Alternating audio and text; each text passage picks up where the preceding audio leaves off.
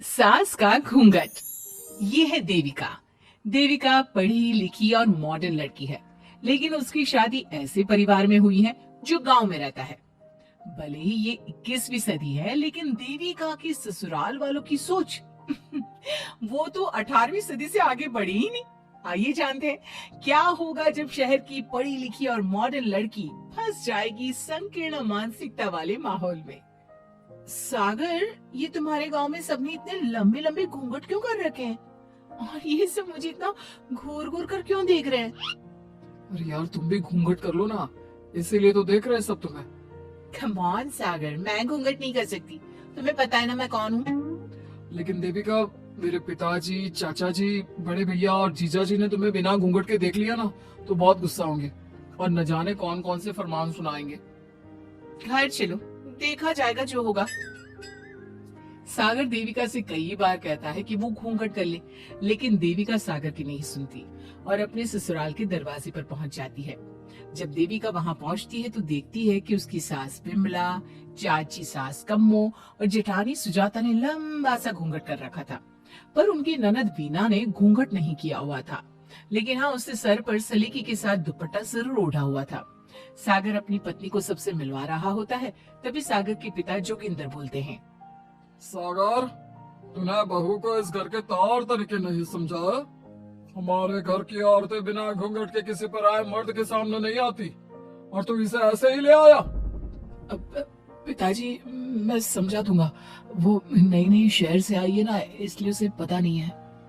सागर की बात सुनकर उसके चाचा जी महेंद्र बोलते हैं, ये बात तो तुझे गांव में कदम रखते ही अपनी बीवी को समझानी चाहिए थी। हमारा गांव में बहुत नाम है। तेरी बीवी ऐसे गांव भर में घूमेगी तो क्या इज्जत रह जाएगी हमारी। ये बोलकर जोगिंदर और महेंद्र वहां से चले जाते हैं। शाम को घर की सारी औरतें खाने की तैयारी करती है। खाना तैयार हो जाता है, लेकिन घर की कोई भी औरत खाना नहीं खाती। बहुत रात हो जाती है, तब देविका कहती है, सासू माँ, खाना बने हुए तो देर हो गई, रात भी बहुत हो गई है, हम लोग खाना क्यों नहीं खा रहे? अरे बहू, ये क्या बोल रही हो? हमारे यहाँ घर की औरतें तब तक खाना नहीं खाती जब तक घर के मर्द खाना ना खा ले। लेकिन इतनी देर हो गई, आप सबको भूख नहीं लग रही क्या? तभी देविका की जिठानी सुजाता कहती है, लग तो रही है, लेकिन यहाँ की यही रीत है, ये निभानी तो पड़ेगी ना। भाभी जी, ये रीत नहीं है, औरतों को प्रताड़ित करने का एक तरीका है। अगर इस घर के आदमी पूरी रात नहीं आए तो आप पूरी रात खाना नहीं खाओगी क्या? देविका ये बोलकर सीधा सागर के पास जाती है। सागर उसे समझाता है, देविका, यहाँ ऐसा ही होता है, तुम थोड़ा सब्र कर लो, पिताजी और चाचा जी आते ही होंगे, फिर हम सब खाना खाएंगे। सागर देविका को समझा ही रहा था, तभी देविका की ननद वीना आकर कहती है, सागर, खाना खाने आ जाओ, पिताजी और चाचा जी आ गए हैं। चलो देविका, तुम्हारा इंतजार खत्म हुआ। सागर खाने के लिए बैठ जाता है। जब सब खाना खाने बैठते हैं तो देविका भी बैठ जाती है। सागर धीरे से उसे कहता है, अरे देविका, ये क्या कर रही हो? तुम इस तरह हमारे साथ खाना नहीं खा सकती। अगर क्यों सागर, मुझे भूख लगी है, सब लोग खा रहे हैं तो मैं क्यों नहीं खा सकती?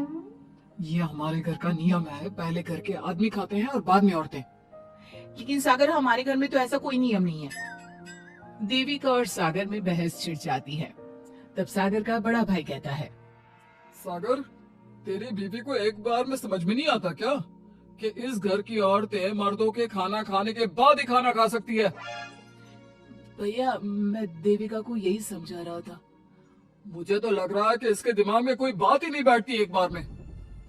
भैया, मेरे दिमाग में बात तब बैठेगी ना जब आपकी बात कोई ढंग की होगी।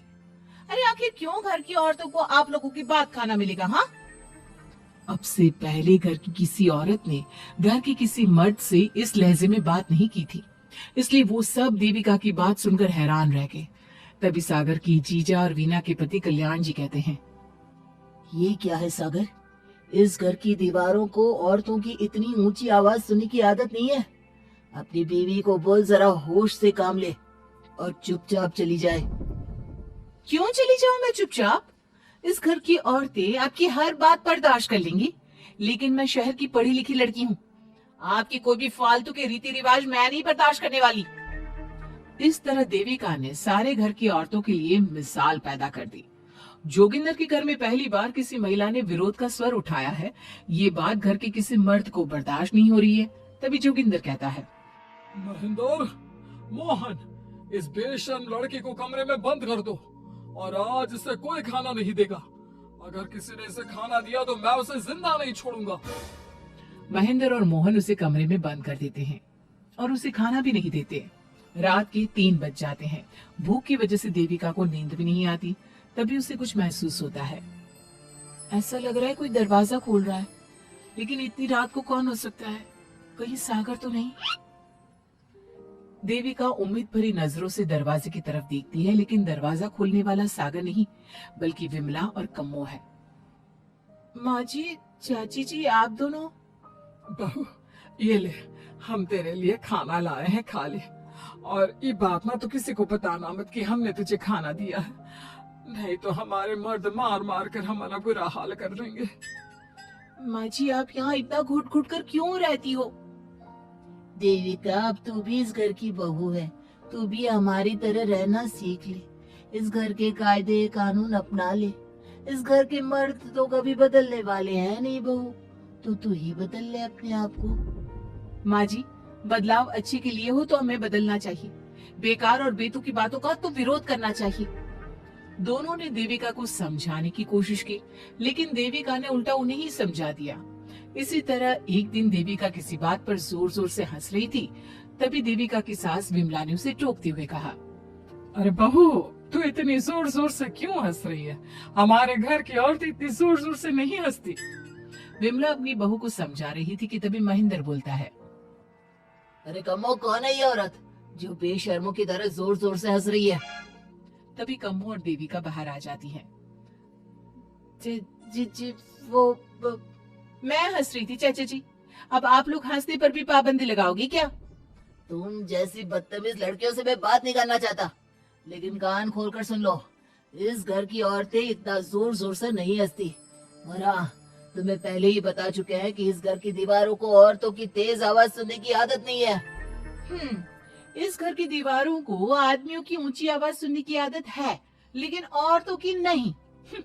चाचा जी, आपके घर की दीवारें तो बहुत दोगली है।